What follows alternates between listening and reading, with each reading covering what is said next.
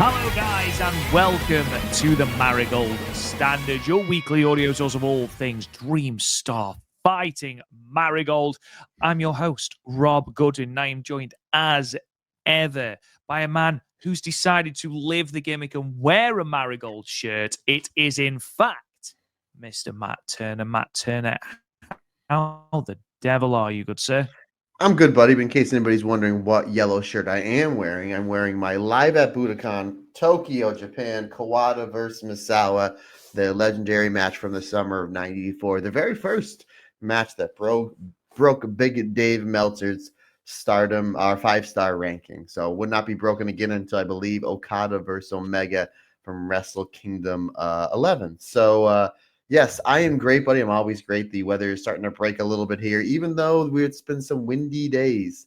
That was get blown to the land of Oz yesterday. But no, brother, I'm doing really well. No sense of complaining. Life is treating me well. I had a really great weekend with obviously the big event in New York, which we'll cover a little bit more on the Stardom cast because it's just some Stardom wrestlers, past, present, and maybe future. Wink to talk to, but that was always a fun time. Always fun time hanging out with Andy Header and bumping into people that I haven't seen in quite some time. But my weekend was great. I went to go see Seven Dust this past Saturday.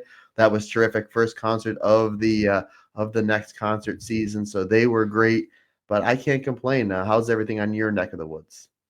Yeah, not too bad. Can't complain at all. So obviously you say concert season, Seven Dust, big fan of Seven Dust. What other concerts are on the horizon for Mr. Turner? On the docket, I'm 50-50 on going. I think it's the first week of May. Marilyn Manson is playing at the casino. That's about 20 minutes from my house.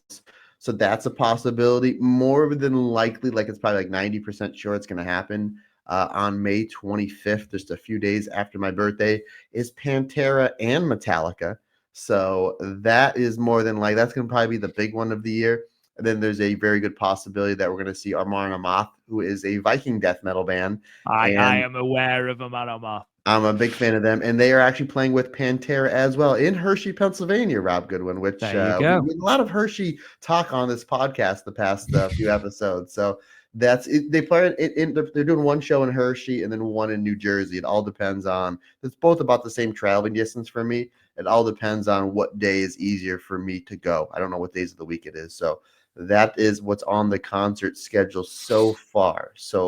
There's hasn't been anything announced for what we call Montage Mountain, which is literally a hop, jump, and skip away from my parents' house. So once things get announced there might be a concert or two there. But how about you, buddy? Is there any concerts up your neck of the woods? Is the annual Meltier selling out Wembley Stadium show? Is that happening this year? Because Tam is a freelancer now, so maybe she'll have more time to devote towards her being a massive pop star. I don't think that I would go to a Maltier concert at Wembley Stadium if I got comped tickets. Well, they wouldn't comp, buddy. That's not one they'll comp because it's a business. They'll sell 80,000-90,000 tickets. Absolutely, of course. Why? How silly of me! It's genuinely something that I might play for Kirsty on the flight over to Las Vegas when she can't escape. I might just go, do you know what? Listen to this album. It's Matt's favorite. And she knows that you're a big metalhead, so she'll be expecting like and just Tam's auto-tuned voice. And mate, you are Tam's fan. You are Tam's biggest fan. I appreciate that. We all walk the Tam road. Some of us hop, skip, and jump down that Tam road, and I appreciate that. You cannot tell me that her voice is not auto-tuned on that recording. Rob, I'm going to throw a question right back at you. You like Spider-Man, right? And Spider-Man movies, right? For the most part? Pretty sure they aren't auto-tuned. Hold on. You do realize that's not an actual building he's crawling up, right? That's the green screen. Why would you shatter that illusion? Exactly. That's what you're doing to me. You see that? I threw it right back at. We just did alternate commentary of Syuri and Momo. What happened majority of that match? Forearm would get thrown. Forearm would get thrown back. Head kick would get thrown. Head kick would get thrown back. I saw your head kick and I volleyed the head kick right back. You do. But I see that and I will raise you that I'm not sure Natsupoi is auto-tuned, which does beg the question, who is the stronger vocalist? I have Natsupoi and Tam Nakano. Well, here's this. Jackie Chan does his own stunts, so there you go. There you go. No. That is a very good point. That is a very. Not entirely sure how it's a counterpoint, but yeah, sure, it's a point. I threw it out there. I threw an inapparent strike and missed by a mile, but I threw it. I threw it with some force and some vigor. Appreciate that. And I appreciate that. But yeah, ladies and gentlemen, we are back for the Marigold Standard. Obviously, last week we covered 4 different shows. This week we have got shows from the 9th, which of course didn't drop till the 11th, and the show itself from the 11th as well, from Chinichi Hall in Aichi and from Shinjuku Face on Tuesday the 11th. We were going to do the 9th, but we couldn't really hold off any longer before recording an episode of the Marigold Standard. Otherwise, it would have been about 5.5 hours long, because it was already 2 hours and we covered 4 shows. So we wanted to separate them. So we're going to be going through those 2 shows. We've got obviously the first 3 big matches announced officially with match graphics for Korakuen Hall on March 30th. So that's going to be really good. Both a red belt and a white belt match on that card for the first time in what seems like a long, long time. In fact, I think that might be the first time that we've had a red belt and a white belt match on a Marigold Korakuen since October, maybe. The Bozilla Sari match. Bozilla Sari, and then it was Miko Ano, and was it Nagisa Nozaki? I think it might have been Nagisa Nozaki, yeah. Because Natsumi Shozuki and Miko Ano, was that the... Did they main event that show? I can't remember. I think, and I could be wrong, I think that was the one that main evented with Nao Ishikawa versus Sari, which it was I think you might be right. There was like 2 championship matches, and they put that match on main event now, just because they were driving home the Sari Nanae Takahashi angle. But yeah, really excited. Not only that, but we have obviously we'll get into it. We do have Marigold versus Marvelous on that show as well, which I believe Magenta is on that show, because I think like once the angle happened, that the friend of the show, Darren Chatton, which by the way, Darren has been hitting up my, he's been DMing me because I forgot Monday Night Raw, because it's in Germany, is like 6 hours early today. It is, yeah. He's literally giving me the live Io and Kyrie watch, which he's the best. He's the best. Excellent stuff, Darren. Well done. But he was telling me he's a massive Magenta fan. And I was like, oh, can you give me some matches? And then I was like, oh, you mean this tag team? The one that me and you are going to be seeing live in Las Vegas. So we are indeed. And hopefully, fingers crossed, getting an interview with. So we shall see. If we don't get an interview with Magenta, I know we can get an interview with Matt Turner and Rob Goodwin from the Marigold Standard. So almost as good, buddy. Almost as good. Sometimes you can't hit home runs. Sometimes you have to hit a single or a double, or in this case, maybe get hit by a pitch. But regardless, we're going to get on base. Absolutely. We'll get there eventually. I must admit, I'm a big fan of this angle. It's not the first time Rossi Ogawa has booked an angle like this. Obviously, we saw right at the start of Stardom, we saw the Sendai Girls invasion, and then we saw the Gakukuzen invasion with Team Hyper Destroyers and stuff like that. So he has booked invasions or into promotional storylines before, and they've always been really quite exciting, especially that Sendai Girls storyline, which sort of was capped off by that fantastic match between Io Shirai and Meiko Satomura at Year-End Climax 2015. So he's not afraid of doing that, and I really like the buzz that's generated as well. It offers something completely different to this Korakuen Hall show, and the idea of seeing Takumi Iroha and Nanae Takahashi in a ring. Obviously, we know that they're going to be facing each other on there's another show, I think they're facing each other. I can't remember exactly where it is. Meiko Satomura and Takumi Iroha are facing each other on the 10th of April as well, which is exciting. But yes, very, very exciting times. And there's a little bit of a break now for Marigold. We've got, obviously, as I said, the show from the 9th, the show from the 11th to cover today. And then Marigold aren't in action then until the 23rd of March. Oh, wow. So we've got a long gap between shows. So lots of things to talk about now. I know that there is an absolute mountain of Stardom news as the big announcements come through for Las Vegas, including the talent that's coming over, or at least the first wave of it.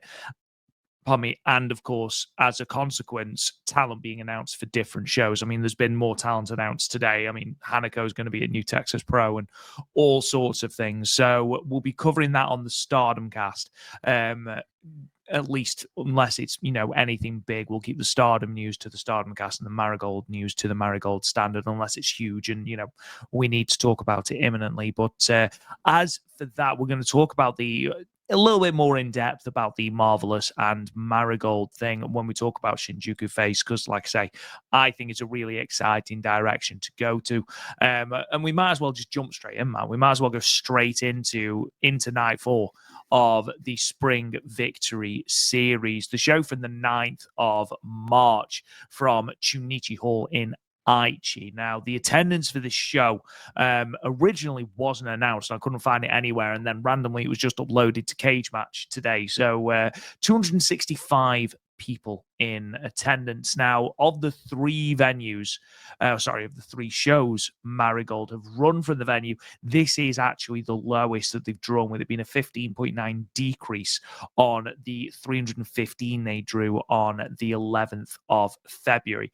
But I do just want to say, I don't think that is any indication of this show at all, because this show was very, very enjoyable. 2 really, really good singles matches closing out this show. So again, taking the attendance out of it, I thoroughly enjoyed this show. Looking through those quick results, then, we are going to go first to a tag match. Naomi Ishikawa and Rhea Sato defeating Minami Yuki and Ryoko Sakimura. Naomi Ishikawa pinning Ryoko Sakimura with a double arm suplex in 5 minutes and 50 seconds. In a singles match, Bozilla defeated Riara with the high angle powerbomb in 5 minutes and 25 seconds. 8-woman tag match, Miku Ono, Natsumi Shozuki, Chika Goto, and Erina Yamanaka defeated the Darkness Revolution team of Chiaki, Misa Matsui, Megaton, and Nagisa Nozaki. Natsumi Shozuki pinning Megaton with a Samato in 10 minutes and 24 seconds. And then, of course, we had our 2 singles matches, 2 really good singles matches. As I mentioned, we have got Mirai and Mai Sakurai going to a 15-minute time limit draw in your semi-main event. And then in your main event singles action, Utami Hayashishita defeating Victoria Yuzuki with the hijack bomb in 13 minutes and 47 seconds. Matt Turner, before we go into sort of the weeds and talk about these matches and things like that, what were your opinions of this show as a whole? I'm intrigued to know your thoughts on Erina Yamanaka before her big white belt match on the 30th of March. I'm intrigued to know what you thought of Victoria Yuzuki's performance, because over these 2 shows, she had 2 stellar singles matches. And of course, Mai Sakurai and Mirai ending in a TLD. It was one of those that I had a sneaking suspicion might go to a time limit draw, but it's one that makes a lot of sense. And when you consider the journey that Mai Sakurai's been on, and the last time they met was the 2023 Cinderella final, we'll go into that a little bit more when we actually talk about it. But what were your thoughts on this show as a whole? This was a really fast show. I think even with like the backstage interviews, it was a little under 2 hours. Mm-hmm. And the last 2 matches we're getting into were absolute must see. Were absolutely fantastic. Yeah. And obviously, to our watchers of the Stardom cast on YouTube, I have started a new segment called my top 5 favorite Joshi / women's matches of this past week. And the event of this show with Utami and Yuzuki did finish in my top 5. And considering the fact we had Sariism, considering the fact we had the AEW pay-per-view with Momo and Mercedes, and that insane match with Toni Storm and Mariah May, there's a lot of great wrestling, women's wrestling and Joshi. And that match made it to my top 5 because that's how much I enjoyed it. You just said a partner, Yuzuki, having 2 great matches against 2 phenomenal wrestlers. First ballot Hall of Famers. Obviously, Utami still has a lot of career left in her. Obviously, we know Nane is the last 2 months of her career, which is crazy to say. About 9-10 weeks left, and then she's going to be retired. But I thought the show overall was terrific. Again, Victoria Yuzuki, we'll get into a little more depth detail. 2 big star-making performances from her. It's somebody that they can really, really push up the ladder. And obviously, we know that she is the super flyweight champion. But we know that, in a year or 2 time, she might be one that wins the Dream Star, wins the white belt, wins the red belt. I mean, she can be literally win everything in this company because she's fantastic at every style. I guess my only one little small complaint from this show was I wish this opener went a little bit longer. Again, it was a short show, and the fact that you had a tag match to start it out, it was a really good tag match. But giving less than 6 minutes, I thought that they could have, maybe went 7 or 8 to fully tell their story. But regardless, again, this was a great show. Especially these first. Well, this match number 2, and again, we'll get into it, was more or less a squash. But those last 2 matches were just, chef's kiss. Yeah, this opener that we're talking about now, Ishikawa, Ryo Saito, Ryoko Sakimura, and Minami Yuki. Minami Yuki is someone that I'm really interested to talk to you about later on, especially with her singles match with Mirai, simply because of what Mirai says afterwards, and I'm intrigued to get your thoughts on that. But yeah, I'd have loved to see this go a little bit longer. Obviously, you aren't blessed with, a ridiculous array of talent in terms of depth because of injuries. And, we talk about that all the time. Obviously, we mentioned on the Stardom cast that Naho Yamada, unfortunately, has ruptured her ACL and the lateral ligament in her right knee. She's had surgery. So that's looking like it's going to be a long time on the shelf, which is dreadful. Obviously, we had Kizuna Tanaka come back on the Shinjuku Face show, which she started off this show. And obviously, she came out and said, I'm going to be back 11th of March. My first match is going to be against Nagisa Nozaki because why take things slowly, I guess. But no, I'm really excited for Kizuna Tanaka's return. I would have liked with Ryoko Sakamura sort of being the person flying the flag for the rookies in terms of Marigold. I would have liked to have seen her get a little bit more time in ring. Ryo Saito, especially at the moment, is someone that has improved massively. Now Ishikawa is an interesting one because obviously you've got this sort of, how do you say it? This sort of split personality thing that she's going through at the moment, where she's Gigaton on some shows, she's now Ishikawa on some shows. Apparently, allegedly, okay, thank you. Allegedly, I don't want to get sued. Jeez, but I would have liked to have seen it go a little bit longer because you had the time, and it would have been nice to see a little story progress. Because again, Ryo Sato's great. Now Ishikawa's great. Minami Yuki is improving all the time, as we're going to talk about a little bit more on the Shinjuku Face show. And again, Ryoko Sakamura, you're obviously investing a lot of time in. Give her time to develop in these sorts of matches. Yeah, again, solid enough outing here. Now Ishikawa is somebody that's massively over. Ryo Saito is one of the most improved wrestlers, not just in Marigold, but in all of wrestling. Minami Yuki isn't too far behind here. Ryoko Sakamura, again, she's somebody that every single match, her timing is getting better. Her ring positioning is getting better. Everything is looking a little bit more crisp. She's getting more reps, Rob. She's getting more reps. She's on all these shows. She's pretty much has been in all these shows since her debut a couple months ago and pretty much in the opener. And that's a very important position because you're the one starting the show. You're the one that's setting the tone. And for have a rookie to have majority of her matches as the opener, and she's doing a really good job. Again, this was a solid enough match. I had at 3 stars. I just think that it seemed like just as this match was getting going, it went to the end. It was almost like the referee said, okay, you have to take it home now. Like it just really didn't, it seemed like it had the beginning. It was just getting like right to the middle part. And then it went right to the end. So it was just kind of odd for me. But again, these 4 wrestlers are terrific. We've seen Ryo Saito and now Ishikawa. They have great chemistry, not only as opponents, but as a tag team. We did see some great early tag team work from the 2 of them here to start this match out. Again, I thought it was a solid enough outing. I'm a big fan of all 4 of these wrestlers.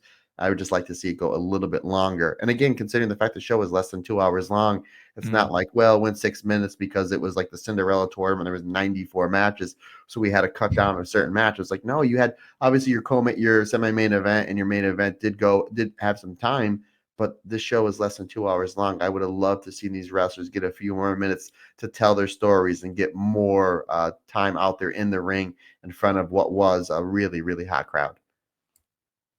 Yeah, it was a really good crowd. Again, we mentioned that there was 265 in attendance. We mentioned that, this was the lowest of the 3 attendances that they've drawn to Chunichi Hall. But I think even in spite of that, the crowd made themselves very well heard. And it was a really, really good crowd. Again, I'm in complete agreement with you, especially as the next match was a Bozilla squash. And I think it was a necessary Bozilla squash as well.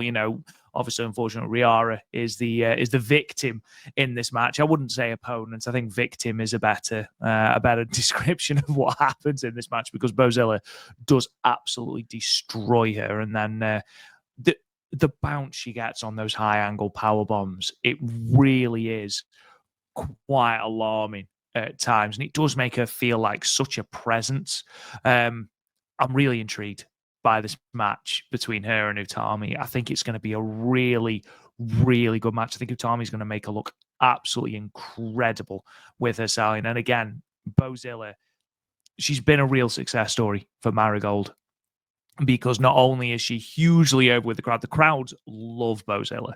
They really, really do. But she's also improved exponentially. She's not just a one-trick pony. She's willing to try new things. And yes, this match isn't an example of that because it's a 5-minute squash against a lower card talent. But you can say that Bozilla, her general aura has improved massively over the course of this tour. And actually, I'm a little bit worried about what's going to happen when she leaves, because she's going to leave a big hole in this roster when she leaves, both literally and metaphorically, because she's been such a huge pivotal part of this early part of Marigold's history, hasn't she? Rob, one thing that we pride ourselves on every podcast we do, whether it's Marigold, Talk Joshi, whether it's Stardom, is we'd like to give the big inside information that you're not going to get from the Observer or PW Torch or anything like that. I want to talk about Bozilla's tan game, because we made mention when Julia left back in the summer, we've seen the tan game of several wrestlers really go to another level. It was like, well, there's a hole in the tanning budget because Julia's gone. Now we have that. It really seems like not only did Bozilla take the tanning budget, but she exploded said tanning budget, because her tan game is on a completely another level. And you got to give her credit. You made mention before how much, she's been great since day one, since the very first Marigold show where she was in the main event with Syuri, Julia, and Utami Hayashis, and she's constantly getting better in every aspect. Crowd psychology, that sometimes where she can kind of, when at Mass Fiesta, where she kind of worked as a baby face. She's great in German. Yeah, she's great in tag. She's great in 6-person. She's great when she's teaming with Misa Matsui. She was great when she was teaming with Miley Grace. And again, she's a great wrestler for several different aspects. But you have to talk about presentation. The fact that her tan game is on a completely another level, not just in Marigold, but maybe just in the universe in general. You got to give credit to one Bozilla, because that tan game, Rob Goodwin, it's turning heads. It is turning heads, and I think that's something that we just need to cover here on the Marigold Standard, because we are the standard of not only pro wrestling but tan games as well. Absolutely, and as you can see from at least one of the palest individuals in the history of podcasting, I agree. The tanning game of Bozilla is unrivaled at the moment. And initially, I just thought it was because she was partnered with Megaton, who is very, very pale. I thought, am I just seeing this because Megaton is so pale? But no, Bozilla has upped the tan significantly, and who knows? Maybe that is why she is able to squash people like the unfortunate Riara, who I am a big fan of, in such quick succession. Yeah, again, this was just a squash as well as it needed to be. Once this match started, I'm like, yeah, this thing's going to go about 5-6 minutes. Riara will get a little bit of offense in, but again, this is all about building Bozilla up to that big match at Korakuen Hall, and that's exactly. And we've seen Bozilla just do a lot of these squashes. It's the perfect spot for her. It really, really is, because you're just making her look so dominant, and you're making her look like an absolute beast and a huge, huge threat to the championship, whether it was Syuri as the champion or now as Utami. Yeah, and that's the thing, because ultimately, I don't think there's anyone who watches Marigold that thinks Bozilla is dethroning Utami. And you still want to, because again, I'm not sure how long the contract is for Bozilla in terms of the tour. Obviously, I think we can safely assume it is a year, which means it's going to be around May. You would argue that this is her last chance at the big championship, and you want to build her up, even if people are sort of under the apprehension that she isn't going to win. You still need to build her. You still need to, remind everyone of just what a threat she is. They did a brilliant job of it in the build up to the Syuri match. I think they did a really good. I think, hats off to Stu and Sonny for the English commentary during the Korakuen show, and that the parallels between Inoki and the Andre the Giant matches. And I think if they can do something similar with the Utami match as well, Bozilla can lose without it damaging her or her character. Especially as, we know that she is eventually going to be off this roster, going onto other things at the end of the tour. So, which is going to be a sad day because I've thoroughly enjoyed Bozilla as a part of early Marigold. Yeah, plus, just real quick, sorry, you just made mention about plus Utami knows how to make wrestlers look better than they already do. I mean, again, Utami's in the there's not many wrestlers in the entire world that can do that. Utami's a special talent. So as dominant as Bozilla has looked and as great matches that she's had, I wouldn't be shocked when we review that match in a few weeks and we say that's the best Bozilla performance because one, Bozilla's awesome, two, her tan game's tremendous, and three, she has a wrestler and Utami Hayashishita that knows how to wrestle like an old school main eventer, even though getting the win, putting the belt over, getting the match over, and getting her opponent over in a loss. Again, there's not many wrestlers that do it better than Utami Hayashishita. She's a very special talent. Hell yeah. Moving on, 8-woman tag match. And again, this was interesting for a number of reasons. We got the official confirmation that Erina Yamanaka would be challenging Mai Sakurai for the United National title at Korakuen on March 30th. We sort of knew it was coming anyway, but this was the official confirmation that she would be challenging. From what you've seen of her, Matt, in these two matches, the match on the 8th, obviously her debut, and the match here, what are your thoughts towards how that match is going to play out? And also, you look at the first two opponents for Mai Sakurai. What are your thoughts on the choices, Chanyota and Erina Yamanaka now? What are your thoughts on the choices of opponents for Mai? Yeah, it's something different because it's like they're not Marigold. They haven't been on the Marigold roster long. I think Chanyota wrestled the next show that we're going to talk about, but she hasn't been on the every single Marigold show, and the same thing with Erina here. And I know quite a bit of Chanyota because she was on some of the New Blood shows and some of the Stardom shows, and I've seen some of her other matches with doing the independents and whatnot, and so I'm aware of her. Erina, and we mentioned this before, I had no idea who she was, but when she came into that Korakuen Hall show, with that long black dress, looked like somebody important. It's like, okay, this is somebody definitely to keep your eye on, somebody that we knew that Rossi was going to push, because why would you do your debut like that in Korakuen Hall if they don't have plans for you? But the fact she's getting pushed up the card this fast, where she's going to be on probably the semi-main event in that Korakuen Hall show, my guess it's going to go on the semi-main event behind Utami and Bozilla and Bozilla's tan. But the thing with this, and again, I've never seen her wrestle before, neither of you, and the fact that I think what hopefully we see between now and Korakuen is some singles matches, because we don't know how she wrestles as a singles wrestler. And in the short history of the United National Championship, every single match has been great between Miko Ano's run and between Mai Sakurai's run, especially the Miko Ano Mai Sakurai match at the beginning of this year, where Sakurai did win the Pure White Belt Championship from the phenomenal Miko Ano. So it's going to be interesting to see. It's going to be interesting to see how well she can wrestle somebody on the talent level of one Mai Sakurai. So again, I have full faith in Rossi Ogawa. He wouldn't put this match together not unless he knew it was going to be an absolute banger. So it's going to be interesting to see. But this matchup, as we're looking at the graphic, if you're watching on YouTube, this match, you got a lot of stars in here. Misa Matsui, who's the cool new thing. You have your former tag champs in one, Chiaki and Nagisa Nozaki. You have Megaton against somebody completely different, but yet lovable in the best way possible on this roster. And then look on the other side, Chika Goto is somebody that her stock has shot up way up ever since she came back from injury at the beginning of this year. And then you have Miko Ano, your first United National Champion, and then Natsumi Shozuki, your first ever Super Flyweight Champion. So there's a lot of talent in this match, and it's all built around Erina, and rightfully so, because that is your next big challenger. So again, great job highlighting her. Great job with the rest of the match. You had simple psychology where you're putting heat on Natsumi Shozuki to start the match. You're getting still that really familiar rivalry with Misa and Natsumi.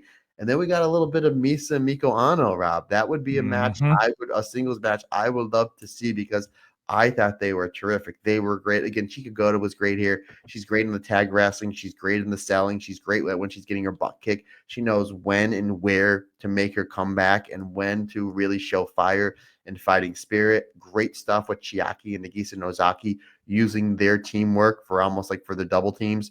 Really cool stuff. Again, we only got a little glimpse of it, of the team of Miko Ano and Natsumi Shozuki, and I always get really excited when I see the two of them as a team. Again, obviously, these two were your first two champions in their respective divisions. Now they're no longer champions. I would love to see them become the tag champions and then give them a proper, really long run. I think that would be great for the tag division and them, and you can main event certain shows with that. All in all, I thought this was a great match. Again, it was a really nice highlight for Erina. I had this at 3.5 stars. I thought this was great, and they were able to tell a lot of really good stories under 11 minutes. Yeah, agreed.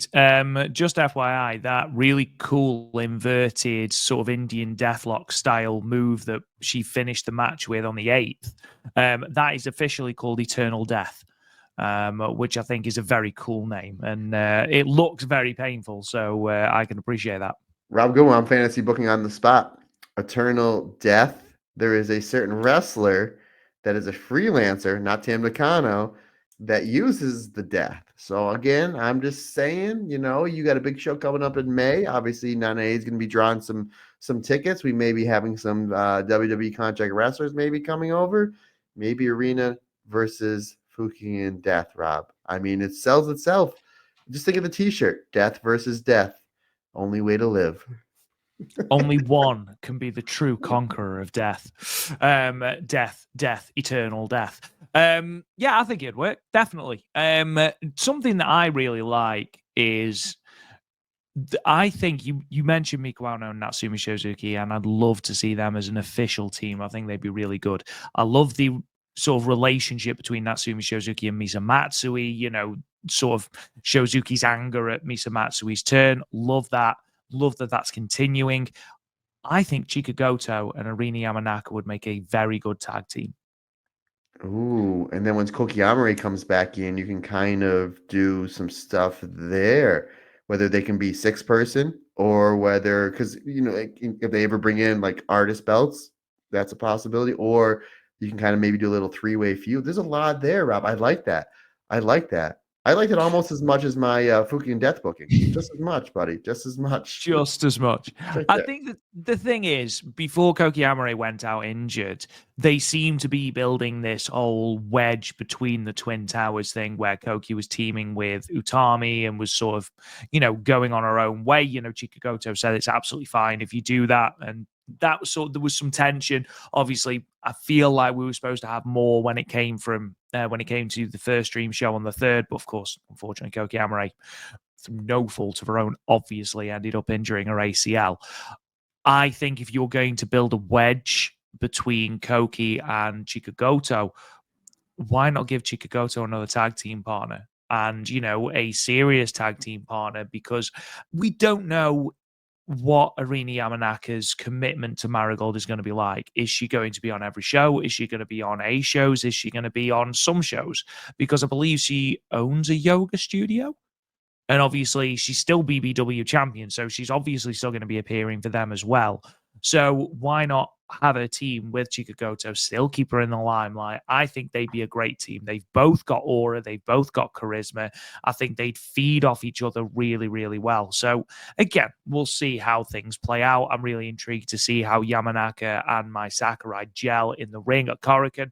Again, at the moment, there's very few as good in ring as Mai Sakurai when it comes to Marigold. So I'm intrigued to see how that goes. I really am.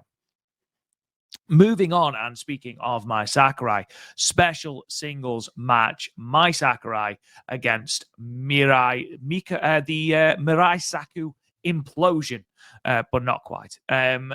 If you'd have said to me when we had the Cinderella tournament final in 2023 and it was these two in the final, and if you'd have said to me, Rob, we're going to have a singles match in a couple of years and you are going to be really, really excited for it, I would have laughed in your face.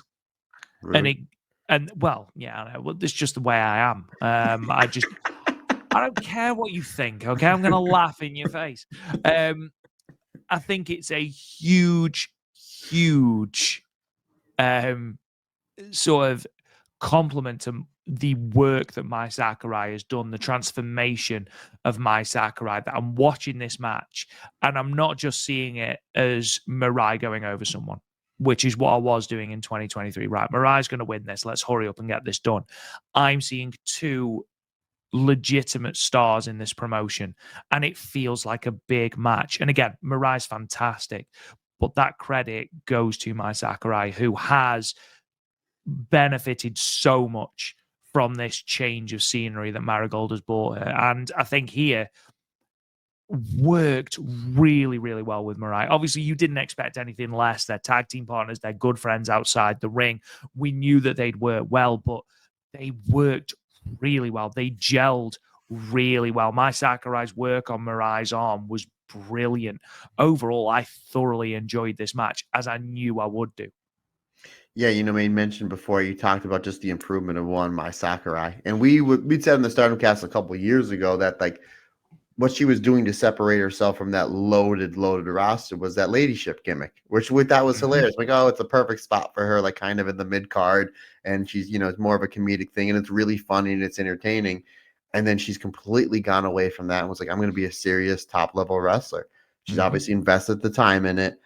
She's obviously, you know, been able to reinvent herself, you know, in the best ways possible, and is a main event wrestler in Marigold, and someone that is not only having great matches but drawing money as well, which is really important. And this match was fantastic. And again, we in the last 10 minutes we've done a lot of fantasy booking. I'm going to do a little more fantasy booking. Go for it. Sakurai is going to go over in against Erina on the next Corkin show. Mirai is going to come out and challenge, because you're going to go back on this. You're going to go back on this match, and you're going to say, hey, we had a one-on-ones match, special singles match. I didn't win. You didn't win. I've been chasing this belt since the start of Marigold. I haven't been able to get it. You got it before me, which no, I don't think anybody would expect it. When that little tournament came out, a lot of us thought that it was going to be either Mirai or Bozilla, and then Mirai chasing Bozilla. And then it went to Miko Ano. I'm like, we didn't see that eventually Mirai's going to get it. And here we are, Rob, you know, some 7-8 months later, she still doesn't have it. But who has it is her partner and her good friend. And again, her partner, Mai Sakurai, they're the first Twin Star champions. They won the Twin Star Cup, that one night tag tournament.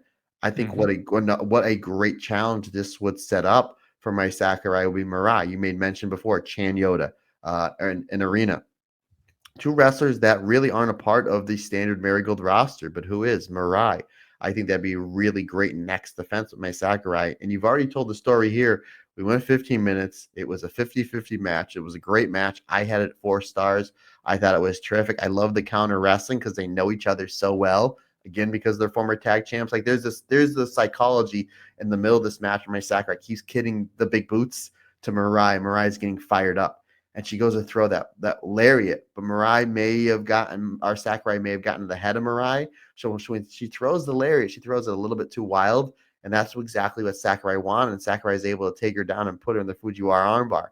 I really like that psychology where she's kind of poking the bear a little bit, getting ready for Mirai to make a mistake, and she does. And Mai Sakurai takes advantage. She's a more calculated wrestler. She's more of a, pardon the pun, a cerebral assassin.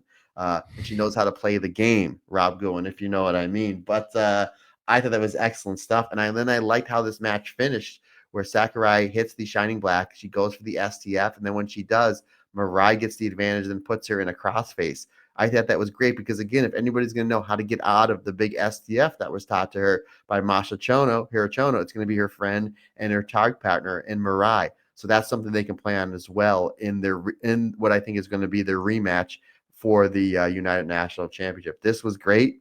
This was just an appetizer for what I think we're going to be getting in a month or two for a big challenge for Mai Sakurai.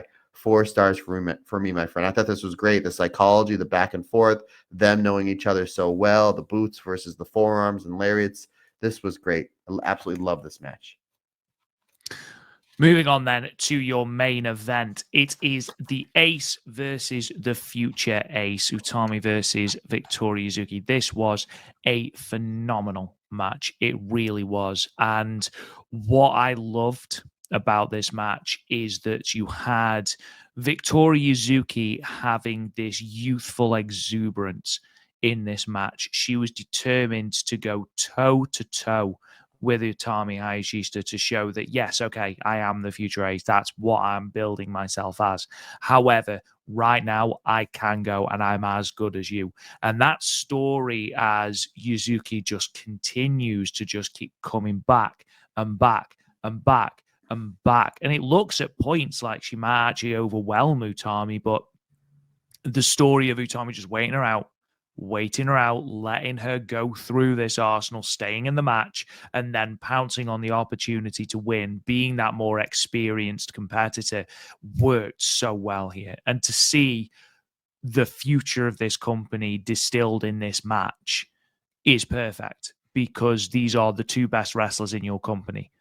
And I don't think that's a controversial statement. You've got Utami, who's one of the best wrestlers in the world, and you've got Victoria Yuzuki, who is literally just over a year into her career. Like, let's just remind ourselves of that. And yet, over these two shows, she's easily the MVP. She is one of the most exciting wrestlers to watch. Her ambition to try new things, to fail. I love a wrestler who's willing to fail, not just to play it safe. And Victoria Yuzuki doesn't. And this match, she had the perfect opponent in Utami, who again waited her out, and then eventually pounced on that mistake, pounced on when she was able to really drill home that advantage. And once she was there, obviously we knew where this was going. A fantastic match to just put on a random show in Nagoya. I absolutely love it. I thought this was a great match, fantastic advert for Marigold and the future of this promotion heading forward, because Utami, I think, is 25, and Victoria Yuzuki's 20. Yeah, this company's going to be all right in the future, I think, especially if you're going to be cultivating, I believe they've got something like 10 rookies at the moment in different training. So there's a lot coming through. I've got a good feeling. We've got some really good talent. You throw Kizuna Tanaka in there as well. You throw in Mirai, who again, I believe is 25. You've got some really good talent in there. But these two especially, brilliant match, Matt. You mentioned a minute ago, partner, that Victoria Yuzuki is not afraid to fail, and that's a really good point, because that just goes not only in wrestling but in life. Don't be afraid to fail and take chances. Yeah. Just when you fail forward. I remember I heard Paul Heyman saying something like, "I love when he doing ECW, when he obviously ran ECW, he loved failing, but he was failing forward because he was learning from it. When you fail forward." So remember, there's a little love from Paul Heyman and your Uncle MT to you guys, that not able to fail forward, and that's what Victoria Yuzuki does. When she does fail, she's failing forward because she's learning and becoming such a great wrestler, and she was absolutely fantastic here, and again, fantastic in the match we'll talk about here afterwards with the match with Nanai. But this was great, because as soon as this match was over, I texted you and I was like, "Hey, did you see this match?" And you said this was perfect. This was Ace versus Future Ace. And I'm like, you're absolutely right. That's a good time. If they ever do a rematch, and they should, Ace versus Future Ace. I mean, and why not, Rob? Why not maybe after Utami defeats Bozilla, like we think she's going to, have Yuzuki come out and challenge her? She's not going to lose anything from it. You have two champions, but it's not a champion versus champion title for a title match. Why not run this one back and do it for the belt? Strike while the iron's hot. Why not? Put Yuzuki in a main event match at Korakuen Hall to see how she's going to help draw. Obviously, Utami's in the match. She's your biggest star, but you're going to need a counteract partner to help draw tickets as well. Give it that opportunity. What do you have to lose? Because you know it's going to be a great match. I would love to see this, again, run back, Korakuen Hall, main event. Give Yuzuki a big main event championship match in Korakuen Hall against the best wrestler, not only in this company, but one of the best wrestlers in the world. So I would love to see that. I would absolutely love to see it. And I think that'd be a good shout and a really good opportunity for Victoria Yuzuki. Match starts out, great ground wrestling. Yuzuki tries to use her speed advantage on Utami. And you see Utami's just waiting. Like, okay, I'll give you 2 or 3. I'm going to land that one because I'm the stronger of the two. And all she does is land a shoulder tackle. She lands a shoulder tackle and she starts to grind down on Yuzuki. Yuzuki does a good job trying to go forearm for forearm with Utami. Not the best strategy, but you got to give her credit. Again, failing forward. You don't want to really go forearm for forearm with Utami, neither does Godzilla at that point. But I like how Yuzuki then goes back to the speed advantage and uses a pair of really fast and explosive drop kicks. Utami has to retreat to the floor. Yuzuki, even though young in her career, realizes, I got the ace of the company on the back foot. I'm not letting this go. And she's a beautiful dive to the floor. I thought that was great. Yuzuki comes in with a La Mystica into the armbar, transitions the armbar in the crossface. I like how we're seeing, again, a lot of great stuff from Yuzuki, but now we're seeing her using submissions and then transitioning submissions into submissions. Again, very much the old catch wrestling 101, Billy Robinson principle. Attack the body from like a ladder. go from one thing to the other. And we're seeing submission games from Victoria Yuzuki, again, partner, as you said, 20 years old, now adding submission game and really good submission game into her already impressive arsenal. I thought that was great there. Yuzuki hits a super kick and then hits the top rope moonsault. That was a 2 count. Utami's able to come back with a German suplex and just launches Victoria Yuzuki. It was almost like, hey, who wants to take her home in the front row, because she almost went there. I mean, Utami, it's a really, because you have the cool visual of the moonsault, and I'm like, if that's not the finish, we need something cool to kind of back that up. And what's the next cool thing to back up? They are able to kill 2 birds with 1 stone, building Utami's comeback with a really cool move. So not only do you see a really cool move, but you have a really cool way of Utami to start building her comeback up into her finish. Really good stuff here. We do see this after the German suplex, sliding lariat for a 2 count. Utami goes to put away Victoria Yuzuki with the hijack bomb, but Yuzuki is able to escape, hits the rolling elbow and the super kick combination for a 2 count. And then Utami comes back with the torture rack German, and then finally hits the hijack bomb. They do a good job building up the hijack bomb. She hits the hijack bomb for the 3 count. I thought this was great. And a lot of people bit on the rolling, not the rolling elbow. I'm sorry, the rolling arrow. The rolling arrow. Yeah, that was a great false. A lot of people bit on. Utami did a great job kicking out at the very last possible second. I love this match. I had a really high rating, Mr. Rob Goodwin, 4.5 stars. Wow, I had it at 4. So again, it's a really, really good match, and certainly one of the best. Well, again, we spoke last week about how Natsumi Shozuki and Nanae Takahashi was one of the best Marigold matches of the year so far. This is up there certainly as I do think it's better than the Natsumi Shozuki Nanae Takahashi match. A really good match, and we've got another one, including Victoria Yuzuki, on the next show as she continues on this incredible rise through Marigold, and again repaying all the faith that has been put in her as a figurehead for the future of this company. That is show number 1. Moving on to Spring Victory Series Night 5 from the 11th of March. This show took place at Shinjuku Face. It was live on Wrestle Universe. The announced attendance, by the way, 305 people. Now, there's a couple of caveats to this. This is Marigold's lowest reported attendance from the venue, though the attendance from the New Year's Eve show has not been released. 305 is a 14.3% decrease on the company's previous lowest at the venue, which was 356 for the 7th of February date. However, it is worth noting that that show did have a title match on it, the Superfly title between Victoria Yuzuki and Misa Matsui. This show didn't have that title match. So again, you are comparing to a certain extent, apples and oranges. And that's why I like to give these sort of asterisks to these attendance notes. To a certain extent, yes, this is a decrease. However, there are reasons for these decreases. There's always reasons for the decreases. Anyway, moving on to the results from this show. We open with a 3-way match. Ryo Saito defeated Ryoko Sakimura and Natsumi Shozuki, pinning Ryoko Sakimura with the Osui suplex in 5 minutes and 41 seconds. In the singles match, Mirai defeated Minami Yuki with the Mirror Mesh Shock in 9 minutes and 44 seconds. A move we don't see Mirai get many wins with nowadays, it feels like. Singles match, Nagisa Nozaki defeated the returning Kizuna Tanaka with the Noir Lancer in 10 minutes and 52 seconds. It is so damn good to see Kizuna Tanaka back in a Marigold ring. Tag team match, the Darkness Revolution team of Bozilla and Misa Matsui defeated Utami Hayashishita and Chika Goto.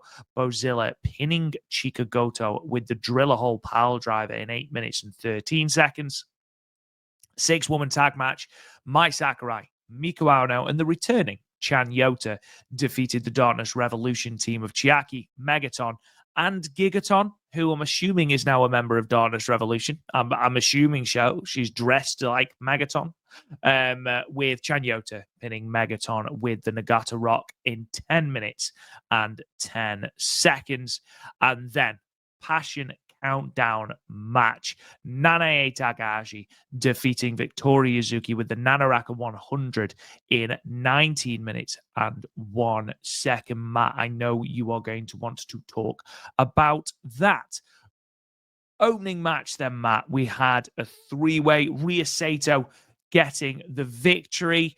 Again, it was your stock opener, and again, another good advert for Rhea Sato.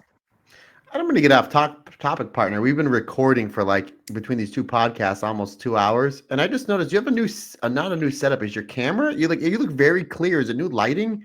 Like I'm just radiant. I think that's what it probably is. what it is. I think I just when you say to women who are pregnant, "Oh, you've got that pregnancy glow." I've just got that glow today. I think it's Maybe because I am pregnant.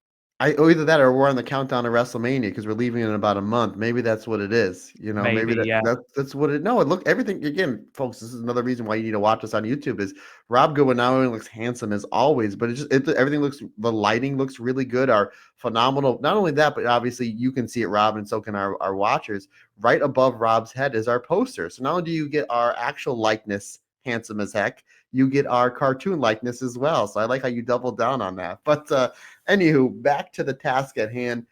I liked how as soon as this match starts, you have the two rookies in Ryoko and Rhea. They double team on Natsumi. It was just like clearly she's the if you're there in Vegas, she's the threat. She's the threat, and then they pitch her out. I'm like, God, this isn't gonna last long. And they have a little singles match, and then once Natsumi gets done selling, and then she comes in like, all right, now it's time for the main eventer to come in. Now it's time for the grown up to eat. And boy, howdy, she throws some kicks, forearms, really good stuff. Again, you have a little over 5 minutes. You're telling a few different stories in a three-way, but I like that. It's just like, who needs the ring time more? Obviously, Rhea Sato and Ryoko Satomura, and they do a little double team. They get rid of your first super flyweight champion, and they have a little mini match. And then once Natsumi comes in, it's basically the Natsumi show. But I would love to see a good 10, 11-minute singles match with Natsumi and Rhea Sato because they had some really good chemistry here. But ultimately, it is Rhea Sato putting away the rookie with almost like the Marufuji slide. It was like she did the O'Connor rolled all the way through, and then it was able to get the almost like the Tiger Suplex grip. But instead of the Tiger Suplex, she just did like a roll up. I'm like, oh, like Marufuji would win a lot of matches like that back in the earlier days of Noah. Smart finish, nice seeing Rhea Sato get a win here. Again, the ultimate thing is Ryoko Sakamura is ever improving. I really want to see a singles match with Natsumi and Rhea Sato. 3.25 stars for me, good sir.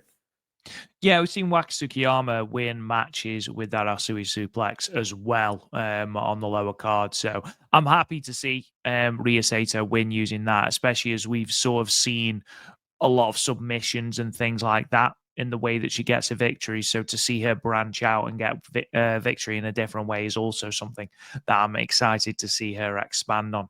Mirai versus Minami Yuki. Now, the reason that I wanted to bring this up is post-match, Mirai sort of shouts out the effort that Minami Yuki is putting in and says, this is the sort of fight that I want to bring to Marigold. And she references a previous singles match that potentially wasn't as good. How much of an improvement have you seen with Minami Yuki? This was her best performance. This was her best performance. Not only did Mirai pull her up, which is when you're a main eventer and you have somebody underneath, or you're mid-carder, you have somebody underneath. I'm not saying Mirai's a mid-carder. I'm just saying, for example, you're a mid-carder and you're wrestling somebody on the open. You want to pull them up to make them look better because you're trying to help. And sometimes pro wrestling can be a very selfish sport, but that we haven't really seen that with really anybody in Marigold. And that's what you'd like to see. Again, Minami Yuki, she really brought it. I'm sure when when Rossi or whoever told her, hey, you have a singles match with Mirai, you're going about 10 minutes. She knew it's like, this is an opportunity for me because there's not many wrestlers better in this company than Mirai. There really, really is. And again, she's one of the solidified main eventers, and she brought it. I always make mention, I made mention when we talked about the first match. Some of the things with Marigold that I would like to see is maybe give longer matches to the opener wrestlers, especially when you have a 5-6 show card and the card is around 2 hours. You're not going to hurt anything by giving these opening matches another 2 or 3 minutes to let them tell their story. And when this match came up, graphic came up, I was like, probably like a 5 or 6 minute match. but went about 10 minutes. And it was not a 50-50 match, but it wasn't a blowaway. Like, again, No. Mirai really, really brought it to Manami Yuki. Manami Yuki probably brought it back to Mirai. It was really great stuff. Like, in the beginning, Mirai tries to, like, overpower her. Like, a minute in the match, he has this wicked corner lariat. Oh, my God, this isn't going to last long. And Manami Yuki showed a lot of fight, was very resilient, a lot of fighting spirit, as I like to say, and really, really took Mirai to task here. I thought this was an excellent match, really great stuff. Again, Manami Yuki, great fighting spirit. We've been seeing her improve ever so much. But Rob, this is my favorite performance I've seen her yet to date, and I think she's only going to get better from here. And again, this is what I talk about all the time. You only get better by wrestling people better than you. Manami Yuki is somebody that they're starting to put a little steam behind. And the fact you give her this a 10-minute match with Mirai, and Mirai is tasked to be like, hey, make this great wrestler, this wrestler that's going to be great, make her look even better. And that's what Mirai did. And a lot of credit goes to Mirai and obviously Manami Yuki. 3 3/4 stars, my friend. I thought this was absolutely terrific. And again, very much like a Rhea Sato, a Nao Ishikawa, Manami Yuki is somebody that is kind of on the lower card that is having better and better matches and is steadily going to get up to that mid card and maybe main event level in the next few months. And I'm so excited for her. Moving on then to the long-awaited return of the Kizuna Tanaka, who the whole emotion of the occasion, I think, really came out at the start. You could see that she was getting overwhelmed. I know that Shinjuku is a very special place to her because I believe it's where she made her debut as well. So to then come back from this injury and sort of be, having this great reaction, be wrestling for the first time in 3 months, it's a great moment for her. And I was really excited to see what she could do. Really happy to see no back brace. That's always a good point. But there's always that thought, is there going to be a little smidgen of ring rust? Are we going to see a couple of mistimed moves, a couple of mistimed sort of bits and bobs? Let's put it that way. But no. Bumps in the road. Bumps in the road. Yeah, absolutely. No, we didn't. I thought this was a really, really good back and forth. And what I really like is Nagisa Nozaki pulled absolutely no punches here. It was a case of, right, you're back and this is what you're getting. Kizuna Tanaka has the potential to be one of the biggest babyfaces in this entire company. And again, I don't feel like that's a controversial statement. I feel like, she's got the makings of the perfect babyface, and she's adding things to her arsenal. Those kicks that we saw aren't things that we necessarily saw her rely on before the injury. So if that's something she's worked on adding to her game, hell yeah. Really excited to see that, Matt. You just made mention a few seconds ago, partner, that Nagisa Nozaki didn't pull any punches in this match. She didn't pull any kicks either. No, she did not. But yeah, again, very much like the match we said before, it got time to tell the story. This one went almost 11 minutes. They got time to tell the story. Kizuna Tanaka has not wrestled in 3 months. So you wonder, is going to be ring rust? Is she going to be, again, you can practice for wrestling all you want, whether it's in the ring or in the gym, but you can never get in cardio shape any better than going out there and having actual matches. A lot of credit goes to Nagisa Nozaki making sure that Kizuna Tanaka where she needed to be where she needed to be. You got to keep in mind, it's not like Kizuna Tanaka was wrestling 7-8 years and then came back from an injury. She's relatively new to the sport, and then she had an injury, like a back injury too. It's not like it was a knee or a shoulder, which still sucks, but a back injury, like you can't walk. So then it's like you're trying to get into shape, in ring shape. And you're absolutely right, partner. There was no bumps in the road. She didn't seem tired. She didn't seem like she got blown up. She was able to go this frantic pace. You can see how much it meant to her before the bell rang. She was all emotional. She comes out, and this is a perfect story because you have Nagisa Nozaki. She's part of the heel faction. Kizuna Tanaka coming back underneath babyface. Easy story to tell. The bell rings and Tanaka comes out like she was shot out of a cannon. The forearms, the drop kicks. Nagisa Nozaki's on the back foot. Nagisa goes to throw a lariat or like an innovative punch, and Kizuna Tanaka is able to counter in the Fujiwara armbar. Again, shades of her dad, Minoru Tanaka, one of my favorite juniors of New Japan in the early 2000s. And then you see Nagisa Nozaki tries to slow Tanaka down with a rear naked choke. Kizuna Tanaka is able to get out of that and starts leg kicking at the Nagisa Nozaki's legs, puts in the ankle lock, transitions to a knee bar. I thought that was great. We get a forearm exchange between the two. And then Nagisa realizes, like, I need to ramp this up or I'm about to get beat because she is getting blown out early on.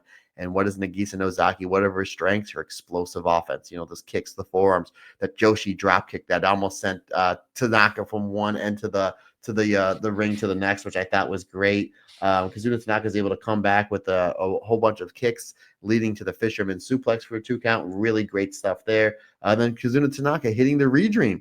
I was like, oh, I forgot that she does that and does it all so well. Nagisa Nozaki properly took that high onto her shoulders to make sure to get the move over. Eventually, Nagisa Nozaki, who for majority of this match is on the back foot, is able to hit 2 Noir Lancers in a row, and they were stiff. She certainly brought it. This was great. This whole card was really good, but going from the Mirai Miko Ano, or not Miko Ano, Manami Yuki match to this one, this is a really great 1-2 combination. I had this at 4 stars. I thought this was great. Nagisa was terrific, and Kizuna Tanaka in her return match couldn't have come out any better, especially the fact that it was a singles match, Rob. To come back from 3 months, back injury, and not easing her in any way. It's not like you're going to be in a tag match or 6-person match. You're going 11 minutes with somebody that is in our heel faction, and she hit an absolute home run. Again, 4 stars. I thought this was great. Yeah, I thought she had a really, really good performance here, and that's really exciting to see moving forward. It's just going to be good to see her religiously on these cards because, again, it's not only her wrestling ability, but it's also that infectious positivity and just infectious sort of that aura that she brings. And that's something that I'm really excited to see on more cards. And she is on the card from the 23rd as well. So this isn't a one-off. Thank God. And again, I think these two gelled really well as well. So in a couple of months, I'd like to see this in a high stakes singles match, maybe a number 1 contendership match for the United National title, for example. I think that would be really, really good. And have Kizuna Tanaka win with the Redream, a shock win over Nagisa Nozaki and have a challenge for that white belt. I think that could be a really good story moving forward. Moving on then. Tag team match, Utami and Chikagoto versus the Darkness Revolution. Again, another little preview of Utami and Bozilla ahead of Korakuen Hall, which had some added pile driver to it, with Bozilla doing her best to absolutely destroy Chikagoto with that driller hole pile driver. Again, Matt, Misa Matsui, tremendous. Misa Matsui and Utami Hayashishita. It's the match we want to see. Give it to us, Rossi. Come on. You know you want to. Come on. This match is basically, again, a lot of these Utami matches over these last handful of shows is Utami on one side, Bozilla on the other. So again, you're getting a little bit more and more, a little more and more. And you get this great shoulder tackle back and forth with Bozilla and Utami. And again, if you've never seen Utami wrestle before and you're like, okay, they're just going to shoulder tackle each other, Bozilla's going to blow her out of the water because she's so much bigger, stronger, and imposing. But like Utami is so strong and she's going shoulder tackle for shoulder tackle with Bozilla, and they're colliding and they're not. I mean, you can hear the thuds of the two of them. Like, this is going to be so good in Korakuen Hall. Again, this is just great, genius booking, and it's booking 101 from Rossi. Like, we know we set this match up weeks and weeks in advance. We have all these other shows in between. How do we build this up? Tag matches with other people that are going to get over and that are going to learn, like Chikagoto. Now that Chikagoto was great here. Misa Matsui, again, she's like your cool new heel. She's kind of your shiny new toy in this roster that is Marigold, and rightfully so, because she's great. But you're absolutely right. Majority of this match, rightfully so, is Bozilla and Utami. But we did get a little more sprinkles in of Misa Matsui and Utami. And it seems like, Rob, we keep saying, ooh, Utami and Miko Ano, Utami and Miko Ano. They keep teasing us. We love Miko Ano. We'll put that just on the side just for now, because I think that Misa Matsui and Utami, that might be the way to go. And again, who knows, Rob? Because Bozilla and Misa are in the same faction, there's a very good possibility that Misa is going to be on the outside for said match, and then maybe we set up a Misa Matsui Utami match after the Korakuen Hall match, maybe at the end of the month. That might be a possibility. Again, Misa was great. Her and Bozilla as a team are terrific. Utami and Chikagoro are great. Chikagoro, again, she's only going to be benefiting by being in the ring with these best wrestlers. And she was good a few months ago, but since the start of the year, she's on a completely different level, not only in the ring, but aura, understanding her character, understanding what to do and when to build her comeback, how much to build her comeback. And I'm sure people like Utami are coaching her along the way. Again, this was a solid enough match. I had it 3.5 stars, but ultimately it's just about Bozilla and Utami and getting Bozilla more quality wins, making her look like even a bigger threat going into that match at the end of the month for Utami Hayashisa's Crimson Red Belt. Again, 3.5 stars for me. Moving on to your semi-main event then, and the return of Chan Yota. You've got Gigaton and Megaton in this match. You are going to have a certain amount of shtick, but even through the shtick, there was still moments, Matt. There were still moments of good things that happened. You just have to wade through the hand gestures and the noises. Yeah, it was fun. I mean, if you're like, I'm waiting for my serious match, you get it in the next match, which we'll get into. Absolutely. So you had your fun, you got your comedy, obviously. Jacka, she's great as well, what she does. I'm a huge fan of Miko Ano. I wish they would have gave her something else to do on said show, but I understand. It's a cool trio. Miko Ano, Mai Sakurai, and Chan Yota. Mai Sakurai has defeated both these wrestlers before for the United National Championship. Miko Ano to win the belt and have a successful title defense against Chan Yota. So I thought that was a cool little story. It was cool seeing Chan Yota get a win here and putting her on the show, getting her a win, semi-main event in one of the bigger venues that they do run on a normal basis. So, I mean, maybe she's going to be part of this roster a little bit more, which I would love to see flesh out the roster more, especially on that upper mid card. Again, this was a fun match. The Gigaton, Megaton stuff I thought was fun. Ultimately, though, again, I wish they would have given Miko Ano something else to do, but then again, that's just the way the card shakes out sometimes, and that's just the way the card shakes out. It's just not her time just yet to ascend to the top of the card. Fun enough match, 3.5 stars for me. Yeah, Chan Yota was certainly the focus of this match, and Sure. she had said actually during or just after the Corrigan Hall show that she was going to continue to drop in to Marigold shows, and basically that she would be coming for that United National title again from Mai Sakurai. So I do wonder if we are going to just keep building Chan Yota slowly, and maybe give her another white belt shot, in 4 or 5 months' time. We'll see. Moving on to your main event then, it was the Passion Countdown, where Nanae Takahashi beat Victoria Yuzuki in a long match, 19 minutes and 1 second. Now, Matt, I know that you have one glaring issue with the match. I think it's fair to say that the match itself is tremendous. Amazing. I know that you agree with that. Again, both these women are phenomenally talented. Naturally, I think Nanae Takahashi, if she was able to continue, has easily got another 2-3 years in her. Because again, as I've mentioned to you, and as I've mentioned countless times on this podcast, Matt, she's doing some of her best work she's done in years in Marigold. I know that the finish irks you. And I know in particular, the winner irks you. I'm going to let you go and explain why it bothers you. And I imagine that it's fairly obvious why it bothers you.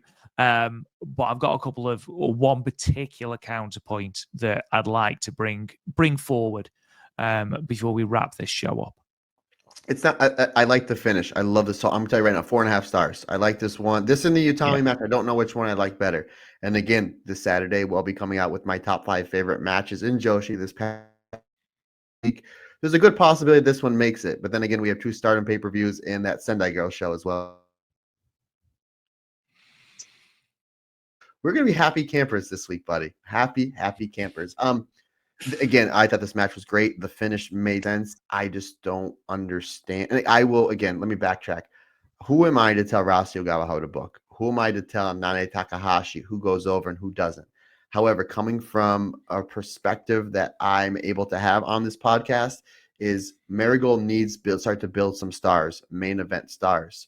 We have one here in Victoria Yuzuki. Now, obviously, you have one here in Nanae Takahashi, but she's retiring in about 2 months' time. You have the ability to start putting people over on her way out. And I mentioned it in the Natsume Shozuki match. You said, well, I understand that, but maybe you need to put somebody over younger like Victoria Yuzuki. Why not put everybody over? We talk about it all the time. Utami putting people over.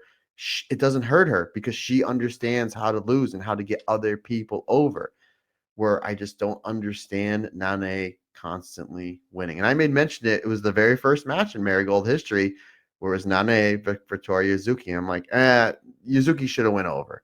Yuzuki should have went over because we don't know how much longer Nane is going to be wrestling for. And then, we would find out a handful of months later that she's going to be retiring in May of 2025. And again, partner, you made mention, well, once they run this match back, maybe Yuzuki should go over, get her win back from the very first Marigold show. That would have been, in my opinion, the right way to do business. Nane still has a lot of name value. She's still phenomenal in the ring. This would have been perfect time to put somebody over.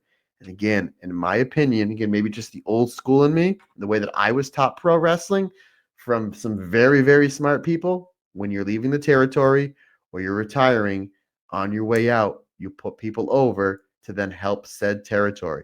Marigold, as talented as the roster is, they need people in the main event scene. Nane would have lost to Natsume Shozuki the week prior, would have helped out Natsume quite a bit more. She would have put Victoria Yuzuki over here. It would have meant a lot more. Again, I don't know where they're going. Who am I to question Rasi Ogawa's booking? It's just sometimes when it comes to Nane, and again, she's a phenomenal, phenomenal talent. She's unbelievable. World-class first ballot Hall of Famer.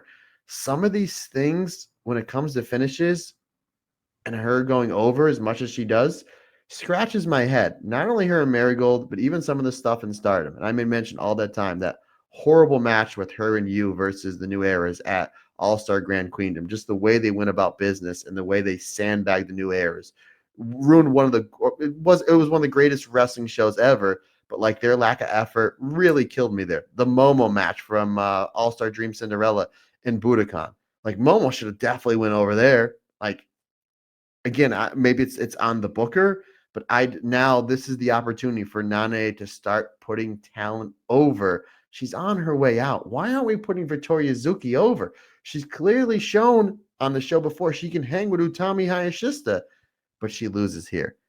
Didn't understand it. Be honest with you, I really wasn't surprised. Again, when you're on your way out, you need to be putting people over because you need to get that next generation ready. This, even with the Victoria Yuzuki looked great here. Don't get me wrong. She upped her stock in a loss. She could up her stock a lot more in a win. To me, this was a missed opportunity to crown Victoria Yuzuki as your next main event wrestler. And considering the fact she's a champion, you would be able to main event more shows with the Super Flyweight Championship, considering the fact that, hey, I beat a legend that still can go and is putting on great matches with Nanae Takahashi. Again, I thought this match was brilliant. This match was great. To me, it just is just another missed opportunity by not elevating the young talent. I do agree with you. I think Victoria Yuzuki should have gone over. And I'll preface what I'm about to say by saying that. However, just to play devil's advocate for a moment, do you not think that there's a couple of things here? There's that law of diminishing returns. If Nanae Takahashi is staring at the lights 4, 5, 6 singles matches leading up to her retirement, yes, you could argue, okay, she's putting over younger talent. But also, the more she loses, the less of a shine people are going to have from beating her. Now, you have just said that Victoria Yuzuki's stock was raised by, just the match that she had. I agree. Natsumi Shozuki, her stock was raised by the match that she had. Absolutely. Now, what do you think is going to benefit more? The one person that does eventually get that win over Nanae Takahashi, maybe at the Korakuen, maybe at the final show, whoever that may be, or the 6, 7, 8 people that have singles victories over Nanae, and suddenly everyone's got a victory over Nanae. I do think that Victoria Yuzuki should be that person that beats her. I do. However, you could argue that Victoria Yuzuki is already on her way to being a star. Like we've just waxed lyrical about her and Utami and how, yes, Utami is the ace for now, but Victoria Yuzuki is unequivocally the ace for the future, without a shadow of a doubt. So what if the person that Nanae finally puts over is someone like a Kizuna Tanaka, for example? And then that one loss on her retirement road, that's going to be huge for Kizuna Tanaka. Again, that might happen, that might not happen. I know that after this match, Victoria Yuzuki basically said, I want to be your opponent on your Passion Produce show. I don't know if that's been confirmed yet, but I imagine that they wouldn't have thrown it out if it isn't going to be confirmed.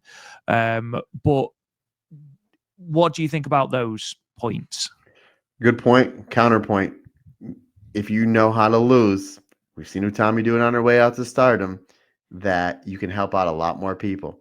And there's a lot more. Your job as a veteran pro wrestler is to help the younger talent out. Again, I'm going to quote Terry Funk. I need to get the next generation ready for them to be a business. Marigold is lacking. We say it all the time. Not in talent. They're definitely not in talent, but in the main event scene. And on Nanae Way's out. I'm not saying she needs to put 10 people over, but the fact that it hasn't happened yet, and we had two, in my opinion, two missed opportunities here, that she's on her way out. Nana is what, in her mid-40s, late 40s, and she's beating wrestlers that are almost 20 years younger than her.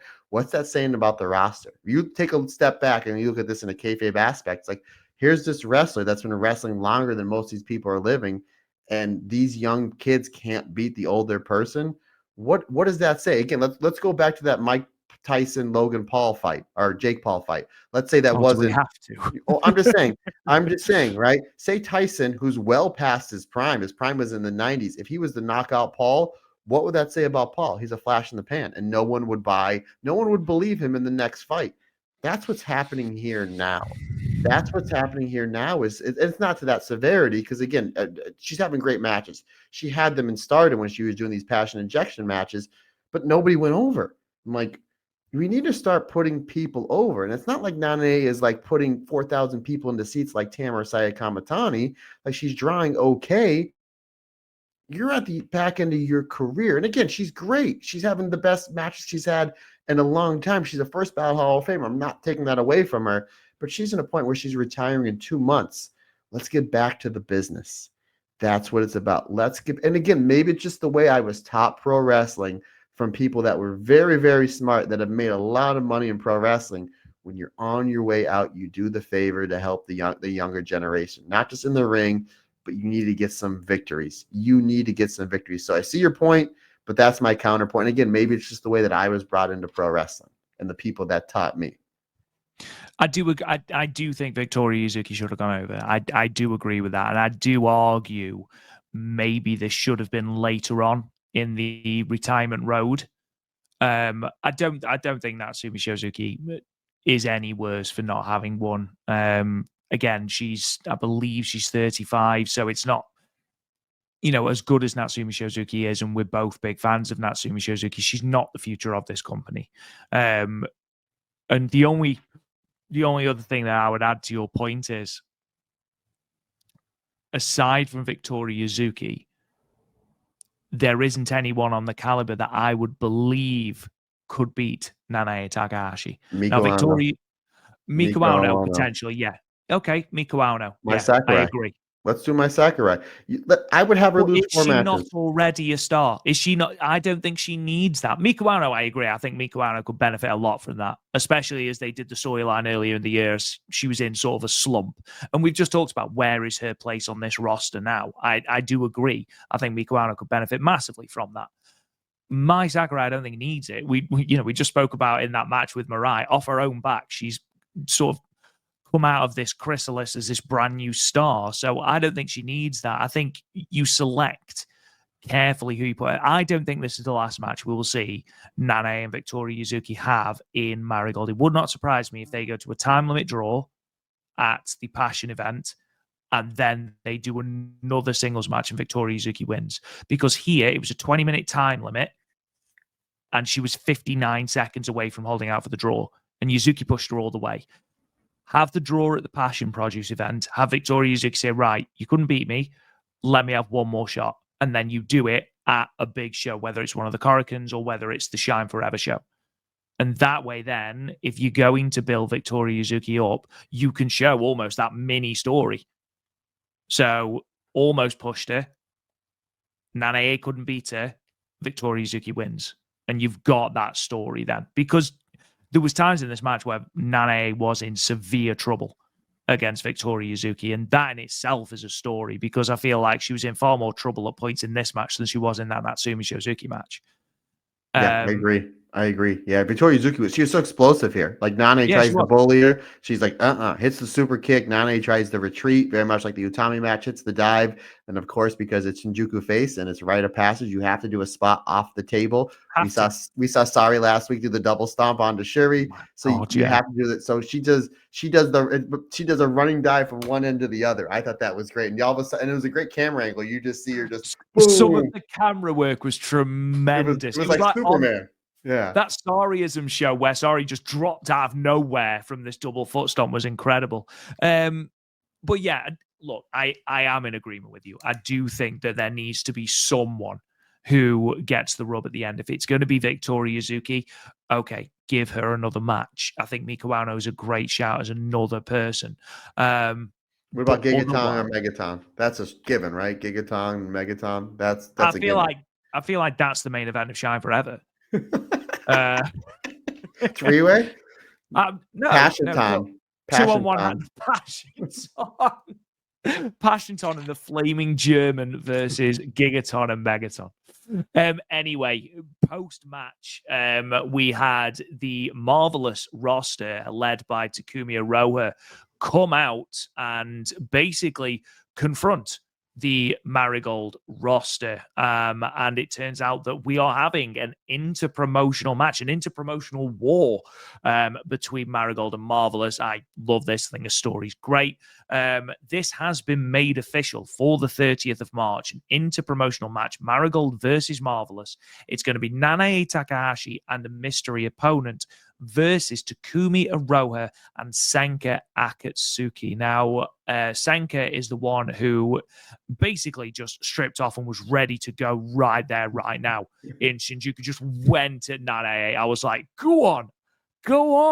But she's basically she was calling out Nanae throughout the entire thing. There was this great head-to-head. And they basically had to be pulled off each other. So it's going to be Sanka, it's going to be Takumi Iroha versus Nanae Takahashi and a mystery opponent. I do wonder if that is going to be Seri Yamaoka and they are just waiting to see if she's going to be fit. Or it could be Victoria Yuzuki. I would like to see her defend the Superfly Championship. Again, who that is against, I don't know. Maybe from someone in Marvelous. I'm not au fait enough with the Marvelous roster to know. Megaton, clearly, Rob.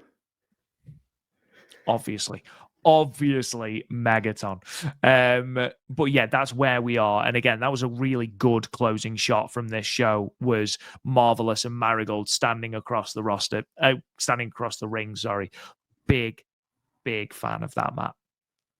Yeah, really good stuff. Great way to close out. Again, the match was great. Despite my, I said why Yuzuki should have won. But again, this was a great match. And I made mention before, Nanae is putting on the best work of her, some of the best work she's done in years, which is saying something because, again, she's a first ballot Hall of Famer. This was a terrific match. And then you end, not only a terrific match, a terrific show, but you end a terrific show with a terrific must-see match and then a really cool angle, bringing in not only Marvelous, but the ace of Marvelous. And considering the fact that the majority of the Marigold watchers are also Stardom watchers, they know who Takumi Iroha is, from her time in Stardom. She was in the 2021 5-Star Grand Prix. She had great red belt matches with Mayu, great red belt match with Utami Hayashishita. So the fact that she was the one leading the charge and like, oh, damn, we're going to get a Takumi Iroha versus then an I match, in a tag setting, and then maybe it might lead to a singles match. Yeah, I'm all for it. But again, both these shows were terrific with two great main events with Victoria Yuzuki. I'm sure you'll agree with me, partner. The clear MVP of these two matches at just 20 years old. The future is so bright for one Victoria Yuzuki, Mr. Rob Goodwin. Oh, God, yeah. It wasn't even close. These two shows are up there with the best Marigold sort of quote-unquote road, sort of whatever you want to call them, whether you want to call them Wrestle Universe shows or house shows or whatever you want to call them. I would argue they are two of the best, most consistent shows that Marigold have put on that haven't been pay-per-views or Corricans. Really enjoyable matches, really, really well structured matches. Again, whether you are a fan of Nanae going over or what you can't deny is the match is phenomenal. 100%. Really, really, one of the best Marigold matches of the year. And again, we've said that now for the last 2 weeks of 3 different matches. So again, it's been really, really solid from Marigold. Just very, very briefly then. So as I mentioned, Marigold have now got a little bit of a break. They are back on the 23rd of March from the Lily Arena in Mito, which is I don't know where that is, but there we are. Earth. I think it's on Earth. I think it might be Japan. I don't know. I was good in geography, Rob, so I think it's on planet Earth. There you go. The card for that has been announced. It is going to be Riara versus Megaton, Minami Yuki versus Gigaton, Kizuna Tanaka versus Ryoko Sakimura. Tag team match. This is an exciting match. Mai Sakurai and Miku Ano versus Natsumi Shizuki and Chika Goto. Definitely a good match, that one. And then in what I believe is going to be one of the final preview tags before Korakuen Hall, Utami Hayashishita, Victoria Yuzuki, Mirai, and Rhea Sato versus the Darkness Revolution team of Misa Matsui, Bozilla, Chiaki, and Nagisa Nozaki. AKA Rhea Sato taking the drill hole pile driver or the Liger bomb. That's don't put my money on. I don't think there has been a clearer indication of who is taking the pinfall in that match than Rhea Sato. Bless her. There was a match in Kyoto that I remember that Minami Yuki was in the main event. It was like, I think Minami Yuki might be taking the pin here. Yeah, where she teamed with Utami in a red hot Kokiyamare. Yeah, it's like, okay, we know where this is going. It's like, hey, you made it that rub. Good for you. Good for you, kid. Hell yeah. Absolutely. Anyway, that being said, we have also got the top 3 matches for Korakuen announced. They have been officially announced with match graphics. Utami versus Bozilla, which we knew. Mai Sakurai versus Erina Yamanaka, which we knew. And then that aforementioned Marvelous versus Marigold tag team match. I'd like to see just a little bit more interplay between the two. I wonder if we're going to get some sort of singles matches or tag team matches between the Marigold and the Marvelous rosters on the undercard of this show. I would love to see Magenta in there, maybe against Kizuna Tanaka and Victoria Yuzuki, maybe against Miko Ano and Natsumi Shizuki. That's what I was thinking. Yeah, or really any. I mean, the Marigold tag division is really, really good. But I mean, having Magenta mixed up, because again, I don't know too much about Marvelous. I don't think their roster is as deep as Marigold, especially in the tag division. But I know Magenta has a lot of buzz around them, and I would love to see them do like a tag team loop against like 4 or 5 or 6 or 7 or 8 or 9 of the tag teams over in Marigold. I think that would be great. I think that'd be terrific. Moving on then to the final segment of our podcast today. And Matt Turner, we are averting our gaze to New York, for Roadblock and a gaze at Julia. Gaze at Julia, folks. We are back with a Julia match. The last 2, we were just kind of building up this Julia versus Steph Vacker, champion versus champion, title for title. We are at the theater in Madison Square Garden. So, folks, this is a big deal. This is a big deal because New York is one of the biggest sports and wrestling towns on the entire planet of Earth. And the main event as well, which again just goes to show you the stock that they are putting in, both Julia and Steph Vacker. We get a fast start to start. Julia tries for the Glorious Driver, and then Steph Vacker, tries for her package pile driver that she calls the SVP. Both of them are able to escape, so we're already establishing we're trying to go for the finishes earlier. Steph Vacker is able to take Julia down with a heel hook. We eventually go to the floor, because why not? It's a Julia match. We get a forearm trade-off between the two. Julia gets the advantage with the shotgun Joshi dropkick. She starts to work over Steph Vacker's neck. We do get a top rope fight between the two, which of course Julia wins. She hits the top rope butterfly superplex that we've seen so many times before, and then hits a snap Saito suplex for a 2 count. She then hits the 360 Glorious Driver, which the announcers do not know the name of the move. They just call it a driver. I don't know how you do not know that name of the whole. We're not done yet on these commentators not knowing Julia's moveset. That gets her 2 count. Steph Acker is able to come back, hit a super kick and the SVP.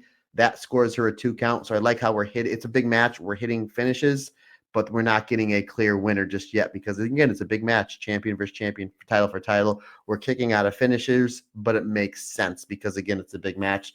Steph Acker has the advantage. She goes to the top rope for the spiral tap. Julia is able to catch her in a triangle choke, which we've seen her do with Mayu before a time or two. And Starlight Kid. And Starlight Kid, yes, and I love that. Absolutely love that. She transitions the triangle choke into the Bianca, which once again, the commentators, bless their hearts, Rob, do not know the name of said hold. That's okay. That's what we're here for, buddy. That's what we're here for. Because like I always say, we're all in this together.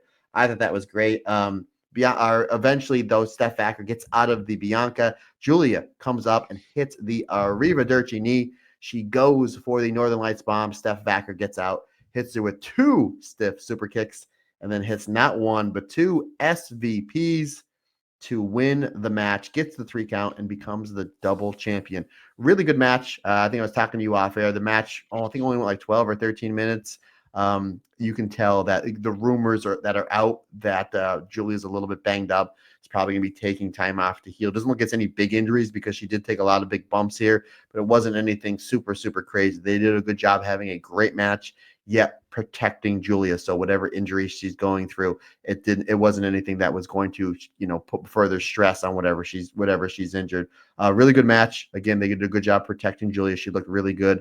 The fact that Steph Acker had to put her away with back-to-back finishes, she had to hit her finisher twice. I thought that was really good. Again, a fantastic match, and congratulations to one Steph Acker. And I think I speak for everybody in pro wrestling when we say, heal up, Julia, because we would like to see you back at 100%. Shoot headbutting everybody on the NXT roster. And with that, ladies and gentlemen, we come to the end of another episode of the Marigold Standard. We hope you've enjoyed it. We hope that you enjoy the next week we have got of wrestling content, whether that is Stardom or whether that is Marigold. Again, we would love to hear your feedback. If you haven't already subscribed to the podcast, subscribe wherever you get your podcasts. If you could leave us a 5-star review and a comment, that really helps us out as well. If you want your episodes early and ad-free, you can on patreon.com/the Stardom Cast. Not only do you get all of these episodes early and ad-free for as little as a solitary $1 a month, but you also get a whole host of bonus content as well. You can find us at talkjoshi.com, where we've got all of our Marigold bite-sized show reports, as well as all the news coming out of Marigold and Stardom as well. You can find us on social media at Marigold Podcast, unless we are on Instagram or Threads or Blue Sky, in which we are Talk Joshi. In the meantime, you can talk to me on Twitter at Real Rob Goodwin. Matt Turner signs off. Good sir. Folks, questions, comments, suggestions, anything you need from me, Matt Turner OF on the Instagram, on the Twitter. I'm also at the Stardom Cast on the Instagram as well. And again, I'm at Matt Turner at the Blue Sky and the TikTok as well. So it's pretty easy to get a hold of me.